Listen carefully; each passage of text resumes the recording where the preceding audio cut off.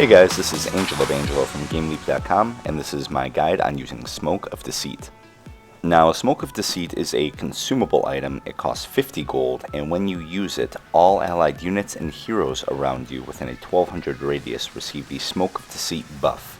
The Smoke of Deceit buff makes everything affected by it invisible, and the only thing that can reveal it are being within 1025 range of a hero or a tower, as well as giving you a bonus 15% movement speed for 35 seconds with a cooldown of 90 seconds. The cooldown is the reason you'll see a lot of professional players use Smoke of Deceit on Courier, as it doesn't affect your cooldown as a hero. And not only that, but when support players check your inventory and they see a smoke, they're going to be more cautious when you and another support are MIA. If you have a smoke on the Courier and the opposing supports check your inventory and don't see a smoke and then use smoke from the Courier, there's a stronger chance that the opposing team is going to be more surprised when you use that Smoke of Deceit. Now, Smoke of Deceit is very dependent on certain timings, and I feel like that's one of the biggest opportunities for improvement with a lot of players, are they don't understand these timings. So I'm going to explain it in 3 stages. There are early game smokes, there are mid game smokes, and there are late game smokes. Now, as far as early game smokes go, I would suggest buying a Smoke of Deceit in your starting inventory when the game begins, and the reason I like to do this is because typically you'll have at least one more smoke than the opposing team, unless they do the exact same thing. You may get 8 smokes where they only get 7 because you start the 12-second cooldown when it's replenished in the store earlier than your opponents do. Now, typically as a support early game, when you use a Smoke of Deceit, you'll want to rotate middle and try to kill the middle. And using smoke and killing the middle isn't always a good idea. Usually you'll want some sort of objective or purpose behind the smoke. Now, some of these purposes or objectives would be maybe they need a fast level 6, like a Storm Spirit or a Ember Spirit. Maybe it's someone that needs a really good start, like a Shadow Fiend, and you want to take away his soul so that he's a little bit weaker in lane and has to farm the jungle with his raises. Stuff like this will give your mid a stronger start and let them snowball a little bit harder. But if it's, say, a Brewmaster middle, that is probably not worth ganking. And the reason this is not worth ganking is that his ult isn't high game impact until he gets his blink. So you want to be timing your smokes around his items right before he gets his blink, rather than his levels right before he gets his 6. Now, what I would consider an adequate commitment of Smoke of Deceit as far as the early game would be 1 smoke before the 4-minute mark. And the reason you want to do it before the 4-minute mark is 4 minutes is when it will turn to nighttime in the game. And typically nighttime smokes are not going to be as effective as daytime smokes, and the reason is because you lose a lot of your vision, and one of the biggest advantages of using a Smoke of Deceit is the ability to see your opponent while they cannot see you. And if you use it at nighttime when your vision is low, you may not know what you're walking into without wards or a lot of information as far as movement on the map and seeing who does and doesn't have TPs. Now, as far as the mid-game smokes go, typically the timing for mid-game smokes is going to revolve around farm patterns and item timings. You'll want to look at cores, carries, mids, off lanes of the opposing team and try to guess when they are going to get certain items, and you want to gank them just shortly before they get these items. Now, the reason that you don't want to gank the core immediately is because they are not going to lose as much gold as they possibly could. You won't be utilizing your Smoke of Deceit to its maximum effectiveness. Now, if you gank a carry with 500 gold, you will take a few hundred gold away from them, and you will also waste some of their time because they would have spent time farming that gold. Now, if you wait until they have more gold, let's say 3,000, and they're trying to get a big item, and then you gank them, you take away a lot more of their unreliable gold, and you make them waste a lot more of their time farming that gold, and that is using your Smoke of Deceit to its maximum efficiency.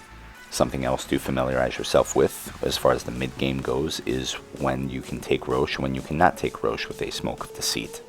What you'll typically want to do is make sure that your lanes are pushed out, especially the middle and the bottom lane. Make sure that they have at least 2 ranged creeps that are comfortably pushing the creep equilibrium into your opponent's base, and once it's on their side of the map, then you can go into the Roche pit. But if your lanes are getting pushed and then you smoke and go into Roche, it's going to look very odd, and typically your opponent's going to know what's up, and they may ambush you in the Roche pit, and it's not a great place to fight because you're stuck together. So any area of effect spells are going to have a very strong impact in that team fight. Now, while we're talking about item timings, it's also very common for a support to smoke someone on the same team that just got a core item, maybe an Earthshaker with a Blink Dagger or a Queen of Pain with an Ag Scepter. If you just walk into a lane and casually farm it with a brand new item, a support's going to click you on the opposite team and they're going to announce to their team, hey, this guy has a new item, he's going to be more dangerous in the next team fight because he has this new item, so we have to position appropriately. And it also lets them know that using a Smoke of Deceit on their side to stop you from getting that item is a waste of time because you already have it. Again, going over the same concept with ganking people right before they get an item, it's going to discourage them from wasting one of their own smokes if they see that you already have your item. Now, smoking in the late game is probably one of the hardest things to accomplish, and typically what you'll want is at least one aggressive ward so you can kind of watch the opponent's movements. Now, typically you'll want one of a couple of objectives late game when you're using a Smoke of Deceit. You can either check the chat log for the Roche timer when the Aegis is about to expire, and you can gank around that because typically someone with an Aegis is going to be in a poor position. They will have a sense of security because they know that they'll have 2 lives and it's going to take a lot of commitment to kill them twice. Now, another objective that you can look to take with a Smoke of Deceit is if you have a large team fight going on and you pick off a key hero and that hero buys back, you can then retreat and farm up a bit. Shortly after you farm up a bit and you get a favorable creep equilibrium, eventually the opponents will have to push those creeps back out, and when they do, this is a great time to smoke and try to get a pick off on the hero that just bought back. And if it's a core, someone like a very farmed mid or very farmed hard carry, and they cannot buy back because their buyback's on cooldown, that is usually either another set of racks or the end of the game. But overall, just remember that even though you have Smoke of Deceit, your opponent does too, and typically you're going to have roughly the same amount of smokes, so you want to use them more efficiently as your opponents. Don't just have a Smoke of Deceit and say gather here for smoke and then go smoke something and hope to kill and maybe it doesn't work out.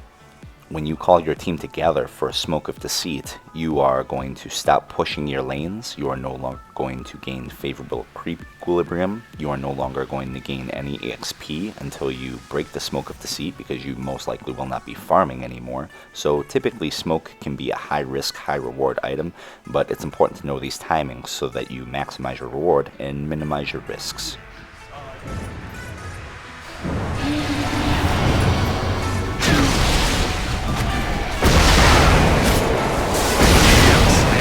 Dire's middle tower is under attack.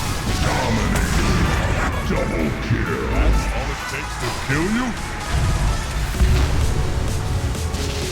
Dire's middle tower is under attack.